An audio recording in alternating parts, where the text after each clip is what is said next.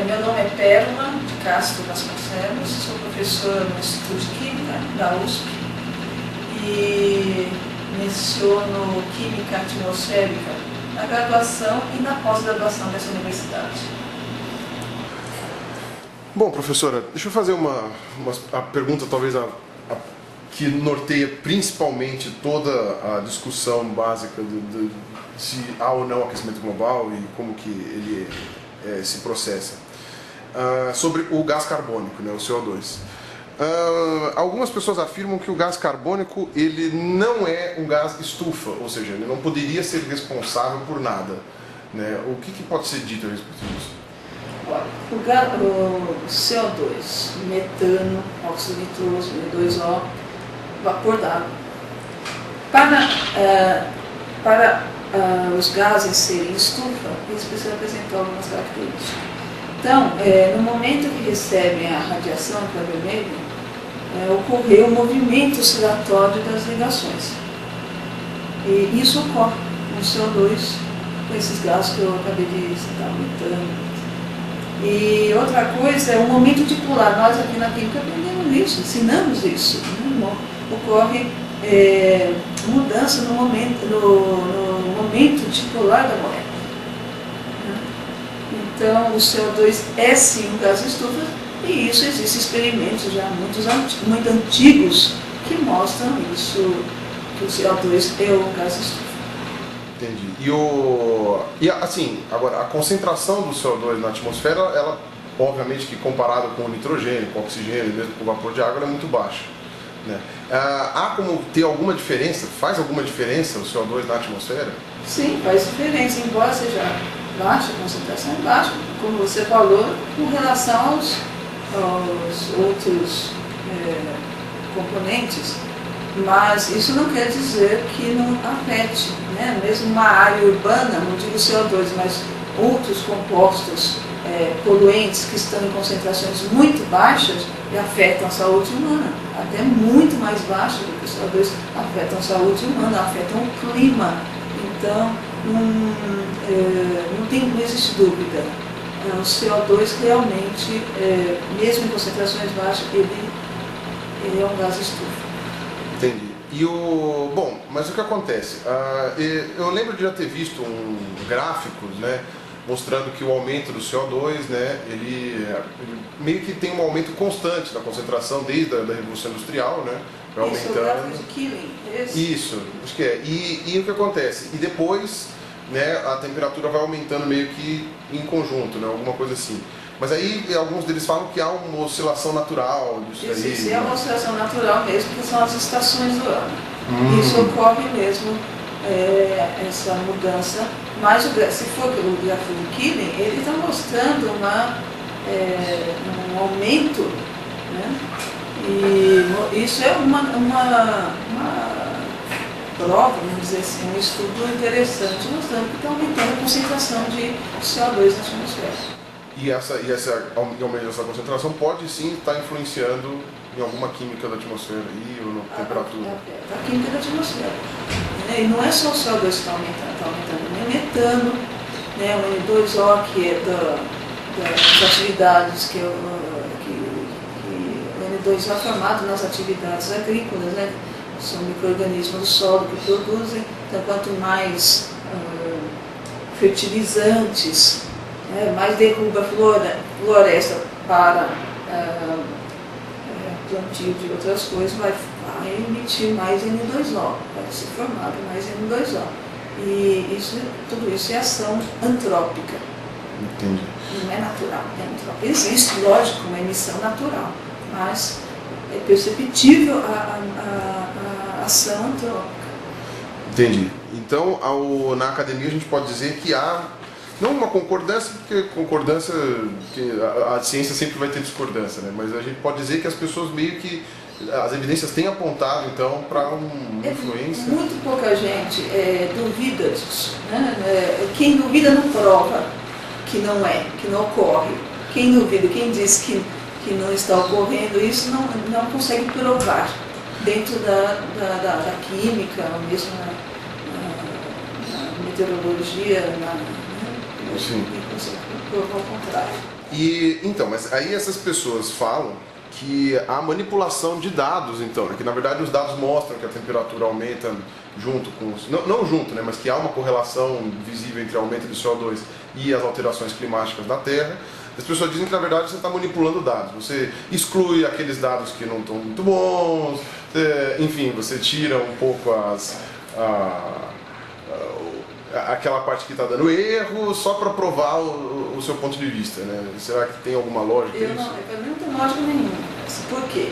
Esses dados, os modelos que são feitos, os cenários, não é feito por um cientista, são cientistas do mundo inteiro. Né? São mais de diretamente 500 cientistas, mas são fora as colaborações, os estudantes, as pessoas, são milhares de cientistas. Então, dizer que todos eles estão acumulados para mentir, para alterar os dados, fica meio difícil acreditar. Né? Mesmo porque são muitos no mundo inteiro. Né? E outra, muitas pessoas argumentam que quem está manipulando esses dados são exatamente os governistas dos países mais ricos, que querem que os países mais pobres continuem pobres. Eu já passei da fase da adolescência que o mundo está conspirando contra mim. Não, porque realmente é meio complicado achar que eles vão ter dinheiro para pagar cientistas na China, cientista no Brasil, cientista na África, cientista Falta de fazer. Na Austrália. Bom, então, uma outra coisa também que foi muito recorrente, que é muito recorrente nos discursos das pessoas que são contra o aquecimento global, né, não é que são contra, que argumentam que ele não existe, né, é que falam que nada influencia no clima, nada. Então fala que os seres vivos não influenciam no clima, a Amazônia não influencia no clima, você pode destruir a Amazônia à vontade, que não vai fazer diferença nenhuma. Que falam que como é que fala? O CO2 não, o CFC que foi lançado pelas pessoas na fabricação de refrigeradores, não sei o que, não influencia no clima, que não tem nada a ver. Essas coisas assim, que foram tão aladeadas nos anos 90, teve a Rio 92, agora teve a Rio mais 20 e tal.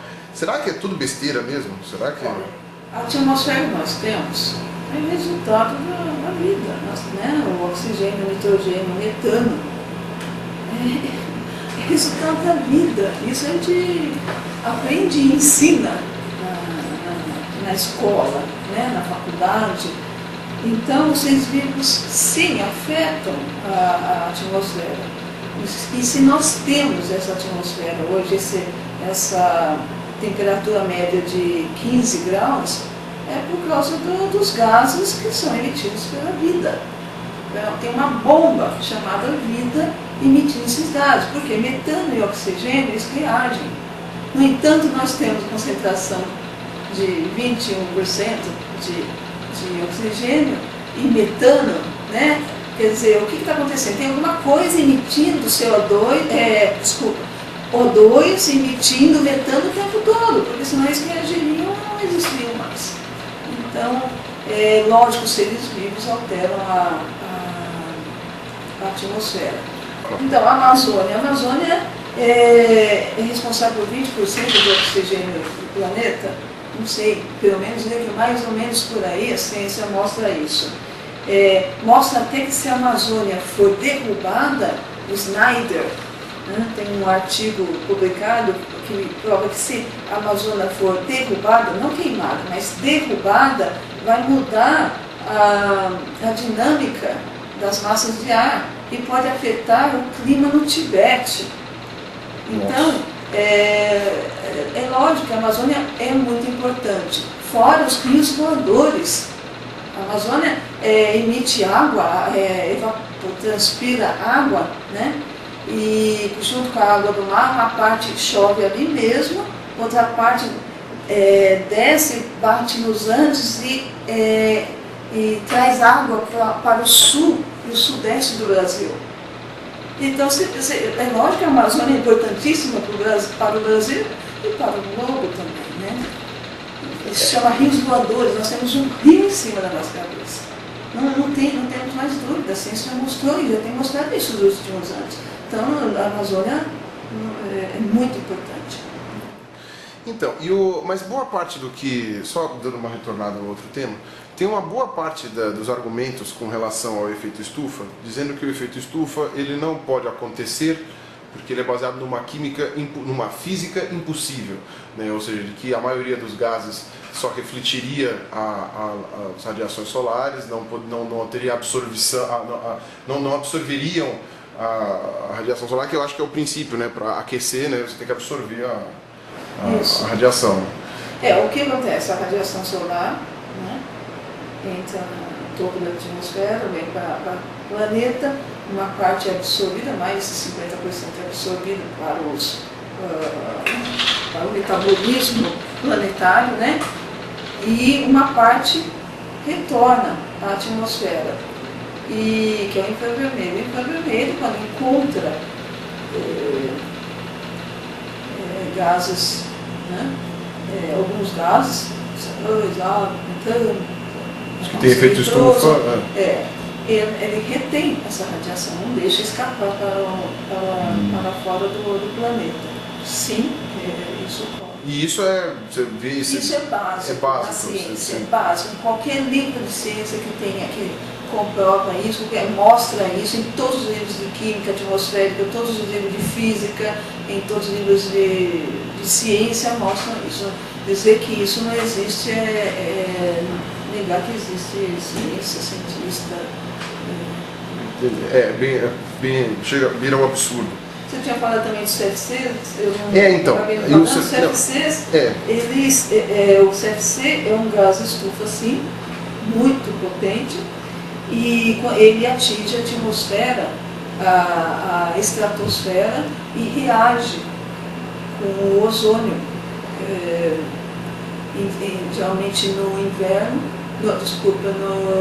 na primavera, primavera, ele reage destruindo o ozônio, sim. Tem toda uma dinâmica, tem o papel do vórtice, das nuvens estratosféricas, polares, tem toda uma dinâmica que eu não vou esclarecer aqui, mas os CFCs, eles, além de ser um gás muito estável aqui na troposfera, é um gás muito estável, não faz mal para a saúde, pelo menos até agora não se comprovou isso, quer dizer, se comprovou que não faz mal para a saúde, mas nas massas de ar, quando chega na camada de ozônio, nos polos, sim, reage com a camada de ozônio, com o ozônio estratosférico. Bom, professor, e só para encerrar então aqui um pouco a discussão, o que você acha, assim, uma opinião de quem trabalha na área, né? O que você acha que seja o real fator, a real relevância do ser humano na alteração climática do planeta? Assim, se ele tem uma relevância, se essa relevância ela é grande? Atualmente, a coisa mais importante é a ação humana. Paul Crutzen, ganhador de Prêmio Nobel em 1995 em Química Atmosférica, ele cunhou uma palavra, antropoceno, para definir a nossa época, ou seja, uma época em que as atividades humanas alteram o clima global. Entendo. Então, e só fazer mais uma pergunta, né? Eu não sei se foi o primeiro, mas um dos primeiros que começou a se preocupar com o fato do ser humano talvez estar modificando o clima do planeta foi o James Lovelock, né? Que hoje está velhinho, está com, sei lá, 95 anos, uma coisa assim. Ele me deu aula, ele me deu aula nos Estados Unidos. Olha, puxa, que honra, né? E o James Lovelock fez uma declaração recente dizendo que ele talvez tenha exagerado um pouco. Foi. Né? Não sei nem se ele talvez não tenha imaginado que ele ia viver tanto, não sei. Mas tipo, o que você acha dessa declaração do James Lovelock? Eu achei maravilhoso. Primeiro porque ele é cientista e se retratou. Ele acha que, ele disse nos livros dele, porque nós temos um grupo e a gente lê todos os comentários de Lovelock, dos Gaianos, lê os livros, nós temos um grupo de discussão. E ele acha que ele exagerou, porque ele escreveu que bilhões iriam morrer nesse século. Só que esse século acabou de começar. A gente não sabe até o fim que vai acontecer. Então ele se retratou dizendo que não vai ser milhões, que vai ser milhares, mas a gente não sabe, pode ser que sejam milhões, né? Ele é um cientista maravilhoso, ele muita experiência, né? E por ele se retratar de uma coisa que ele acha que ele exagerou, é uma pessoa que se torna ainda mais maravilhosa, né? Mas o problema é que ele ter falado que ele exagerou, agora as pessoas estão achando que, as pessoas estão entendendo a frase dele como ele errou, né? Olha, eu acho que ele exagerou, ele tem errado. Qual o problema de errar? Ele se retratou. Agora, eu assisti os slides lá, eu vi a apresentação do professor, dizendo que ele escreveu que ele sabia que tinha errado e que queria publicar os dados mesmo só para vender o livro. Isso o Lovelock nunca faria. Isso para mim é uma infâmia. E o Lovelock é um cientista sério. Ele é respeitado no mundo inteiro. A teoria dele, que um monte de gente quer derrubar, ninguém conseguiu derrubar até hoje. Ele não ia querer vender fazer uma ideia errada só para vender livro. Vender um livro, e ele não precisa disso. Não. Ok, então, obrigado. Eu acho que essa colaboração já foi ótima, professora. Obrigadão. Bom, então sou eu aqui, ó, pra vocês verem.